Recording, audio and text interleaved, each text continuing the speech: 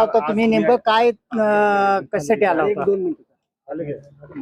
20 तारखेला जो Satara police station मध्ये गुन्हा दाखल झाला होता आणि ज्याचा तपास LCB कडे जिल्हा पोलीस अधीक्षकांच्या आदेशाने LCB कडे जो तपास दिला होता ते बापू शिंदे उर्फ दिनकर महादेव शिंदे हे आमच्या यशवंतनगर जिल्हा परिषद गटामधून राष्ट्रवादी काँग्रेसच्या माध्यमातून विजयी झाले होते आणि त्यांचा अपहार आणि त्यांचा खुनाचा प्रयत्न झाला अशा स्वरूपाचा तक्रार पोलीस स्टेशन मध्ये त्यांच्या मुलाच्या नावाने जबरदस्ती करून त्यांच्या मुलाच्या नावाने ती कंप्लेंट पोलीस स्टेशन मध्ये तक्रार दिली होती आणि त्या तक्रारीचं आम्ही त्या दिवशीच वाई पोलीस स्टेशन असेल, महाबळेश्वर पोलीस स्टेशन असेल, इथं स्वतः बापू शिंदे यांनी जाऊन स्वतः तिथं लेखी स्वरूपात जबाब दिला होता, पण त्याची कोणतीही दखल न घेता जिल्हा परिषदेच्या मतदानामध्ये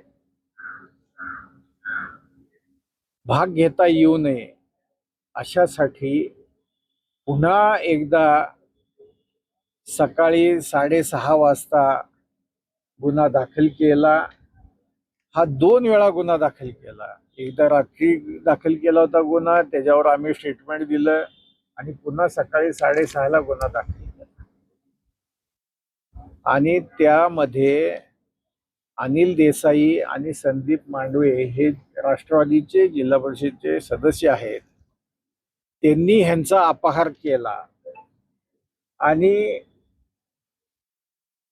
त्यांना जीवे मारण्याची धमकी दिली किंवा त्यांचा अपहार केला अशा स्वरूपाचा खोटा गुन्हा जबरदस्तीने दाखल केला. त्या संदर्भामध्ये आज बापू शिंदेंना LCBच्या समोर आज ते स्वतःहून हजर झालेत. काल परवा 2 दिवस सुट्ट्या होत्या, त्यामुळं आज सोमवारचे काल आम्ही LCBच्या अधिकाऱ्यांशी संध्याकाळी बोललो होतो. काल संध्याकाळी आम्ही महाबळेश्वर पोलीस स्टेशनला गेलो होतो जबाब द्यायला, पण तिथं आम्हाला सांगितलं की तुम्ही उद्या LCBला जाऊन जबाब द्या. त्यामुळं काल संध्याकाळी LCBच्या अधिकाऱ्यांशी बोललो. त्यांनी सकाळी 10:30-11 वाजेपर्यंत या असं सांगितलं. त्याहून आज बापू शिंदेंचा जबाब तिथं द्यायला आलो. त्यांनी त्यांचं जे काय म्हणणं आहे ते आज दिलंय आणि हा गुन्हा कसा खोटा होता हे त्यांनी त्यांच्या जबाबामध्ये स्पष्टपणे आज दिलेलं आहे. त्यांच्यामध्ये तक्रारदार खासदार साहेब कुठे आहे? तक्रारदार हा त्यांचा मुलगा ज्यावेळी तक्रार दिली त्याच्यापासनं त्याला जवळपास 24-25 तास त्याला अज्ञातस्थळी ठेवण्यात आलं होतं. आता त्याला घरी सोडलेला आहे आणि तो तक्रारदार आज वाईमध्ये आहेत. ते इथं का नाही आलेले? ते कोर्टात जाणार आहेत का? त्यांची भूमिका काय आहे? वडिलांचा आणि त्या आज प्रथम आपण ज्यांचं स्वतःचं अपहरण झाले असा ज्यांच्यावर हे होता ते स्वतः येणं हे महत्वाचं. तक्रारदाराची तक्रार काय आहे काय नाही हा विषय हा त्यावेळी कोर्टामध्ये ज्यावेळी हे जाईल त्यावेळी ती बाजू स्पष्ट होईल.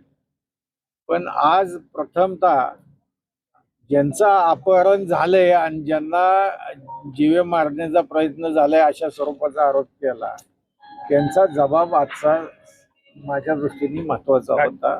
काका या सगळ्या प्रकरणामध्ये पोलिसांची भूमिका तुम्हाला काय वाटते? पोलिसांची भूमिका निश्चितपणे यामध्ये चुकीची भूमिका होती, संशयास्पद भूमिका होती आणि केवळ सातारा जिल्हा परिषदेमध्ये एका विशिष्ट पक्षाची सत्ता यावी आणि तिथं शिवसेना राष्ट्रवादीची सत्ता येऊ नये यासाठी हे सगळं रचलेलं कुभांड होतं. आणि आज आपण आता पाहिलं असेल, सकाळी विधान परिषदेमध्ये सुद्धा या संदर्भात प्रचंड गदारोळ झाला आणि विधानसभेच्या उपसभापतींनी आज त्या संदर्भातले कारवाईचे आदेश पण सभागृहामध्ये दिलेले. आता सभागृहात निर्देश दिलेत, परंतु निलंबन होईल असं वाटतंय. सभागृहात जे निर्देश असतात तेच आदेश असतात. त्यामुळं ती कारवाई ही सभागृहामध्ये घोषित केलेली आहे. त्याच्यावर 100% त्याच्याप्रमाणे पुढं कारवाई होईल आणि या प्रकरणाची आपले पालकमंत्री शंभूराज देसाई यांनी सभागृहात मागणी केली की या सगळ्या झालेल्या प्रकाराची न्यायालयीन चौकशी व्हावी. आणि आमची सुद्धा राष्ट्रवादी काँग्रेसची ही मागणी आहे की या संपूर्ण प्रकरणाची न्यायालयीन चौकशी व्हावी. पोलिसांनी जे कृत्य केलं त्या दिवशी गेले 19 तारीख आणि 20 तारीख या 2 दिवशी पोलीस बळाचा वापर करून जे कृत्य करण्यात आले, सदस्य फोडण्यासाठी, सदस्यांवर दबाव आणण्यासाठी ज्या पद्धतीचा पोलीस यंत्रणेचा आणि प्रशासनाचा ज्या पद्धतीचा वापर झाला त्याची संपूर्ण न्यायालयीन चौकशी होणं आवश्यक आहे. आणि याचा मास्टर माइंड कोण नाही, कुणाच्या निर्देशावरून पोलीस आणि प्रशासन असं वागलं याची सगळी खोलात जाऊन चौकशी होऊन त्या मास्टर माइंडवर कारवाई होणं गरजेचं आहे. नुसतं पोलीस निलंबित केले, SP निलंबित केलं करून हे प्रकरण थांबवून चालणार नाही. तर त्यांना निर्देश देणारे कोण होते, या जिल्ह्यातले कोणते नेते मंडळी त्यामध्ये इन्व्हॉल्व होती, याची संपूर्ण न्यायालयीन चौकशी व्हायला पाहिजे आणि त्यांच्यावर सुद्धा कारवाई व्हायला पाहिजे अशी मी राष्ट्रवादी काँग्रेसच्या वतीने आज मागणी करतो. साहेब, तुमचं काय बापू तुम्ही सांगाल, काय सांगाल? तुमचं अपहरण झालं होतं, तुम्ही आता पोलिसांना जबाब दिलेला आहे, काय सांगाल? मी 19 तारखेच्या रात्रीपासून म्हणजे 19 आणि 20च्या रात्रीपासून म्हणजे मी दोन्ही पोलीस स्टेशनला समक्ष जाऊन त्याचं लेखी दिलेलंच आहे की माझं अपहरण झालं नाही किंवा माझ्यावर कुठला दबाव नाही, काही नाही, हे मी सगळं लेखी दिलं. तरी पण त्यांनी ही का कारवाई केली आजही मला त्याचा प्रश्न आहे. म्हणजे या कारवाई मागे कोण आहे? आणि माझ्या त्या दृष्टीनं ही म्हणजे दबाव देऊन कुठलं वेगळं हे वापरून दबाव तंत्र हा खोटा तक्रार अर्ज घेऊन ही फक्त त्यांना निवडणूक जिल्हा परिषद जिंकण्यासाठीच हे कटकारस्थान केले असं माझं स्पष्ट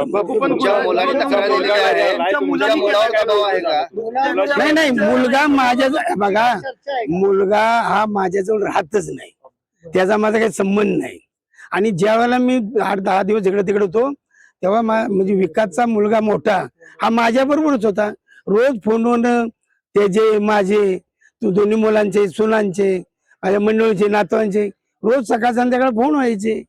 खोटी तक्रार का दाखल बरोबर मी तुम्हाला सांगितलं ना की खोटी कोणाच्या तरी दबावाखाली किंवा त्याला कुठल्या तरी गोष्टीचा त्याच्या आम्हीच नाही त्याला म्हणजे काय पूर्वीचे काय त्याच्यावर गुन्हे असतील ते सगळे निकाली झालेली काही चालू असतील, मग त्यात तुम्हाला काहीतरी असं करू तसं करू दबाव टाकून तुम्ही असं नाही केलं तर आम्ही मोका लावू अशा काहीतरी प्रकारचं त्याच्यावर दबाव अरे असा दबाव टाकूनच त्या षडयंत्रात त्याला गुंतवलेला आहे माझं स्पष्ट मत. त्याला मोका लावण्याचा धमकी दिली असं तुमचं मत असा माझा समज आहे. अजून नाही त्याची गाठ नाही पडली पण 100% असं त्याच्यावर पोलिसांना तुम्ही काय जबाब दिलाय थोडक्यात सांगा. मी पोलिसांना जबाब दिलेला आहे की अशा प्रकारचं कुठे कृत्य झालेलं नाही, काय मी कुठेही गेलेलो नाही.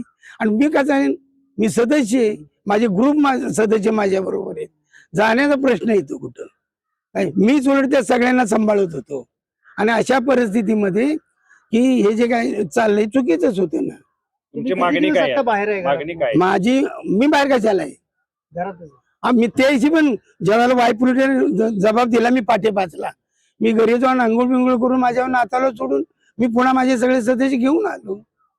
मागणी भेट झाली की नाही तुमची या सगळ्या गोष्टी चालू आहेत आता बघा, मी ह्या 2 दिवस ह्याच गडबडीत आहे की जे जाणून खोटा अर्ज करून जे माझे 2 म्हणजे सदस्य ज्यांनी कारण नसताना मतदानापासून वंचित करून त्यांना बेकायदेशीर अटक केली काय, त्यासाठी त्यांना म्हणजे जामीन देण्यासाठी सध्या आमची धडपड चालू आहे त्या ह्याच्यात.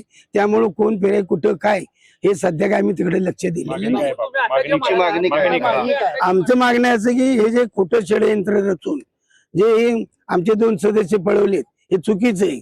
तर खऱ्या अर्थाने की जर नैतिकता असेल, लोकशाही टिकवायची असेल तर पुन्हा हे सगळ्यांनी जी ही निवड झालेली आहे, ही निवड पुन्हा व्हावी ही माझी मागणी आहे. यामध्ये पोलिसांवर कारवाई व्हावी अशी वाटते का? मागणी आहे का तुमची?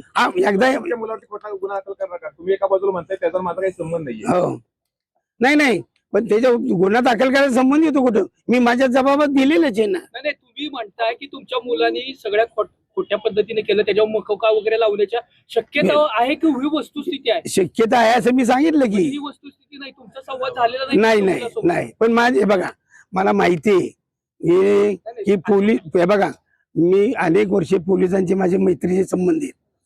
ते कशा प्रकारे वागतात, ते कशा प्रकारचा दबाव आणतात हे मी अनुभवलेले.